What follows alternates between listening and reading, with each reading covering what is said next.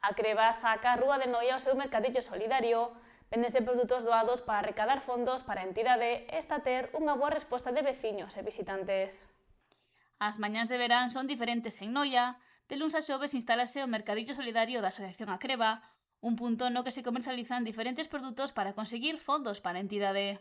A maioría libros, pero son todo donacións, porque pertencemos a Creba, que é unha asociación de enfermedade mental, entón casi todo son donacións que nos dan. Nada, vendemos os libros a €1, temos cuadros, temos peluches, temos joyas, temos de todo. E polo momento a ciudadanía está a responder ben.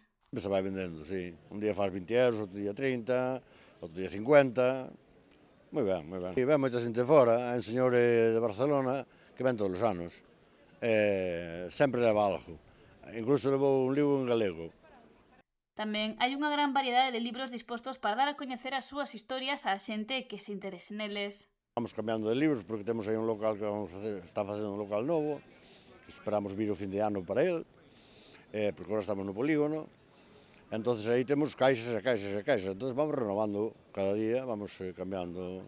Xa non lo din eles que veñen, estes libros son os de onte e tal. Agradeceu e puxo en valor a solidariedade da xente que doa os seus produtos e tamén a de quen os merca para chegar ao seu grande área. Cuadros véndense moito este ano, non sei por qué. Nós vimos voluntarios que non... E pasámoslo ben, aquí estamos, genial. Están encantados.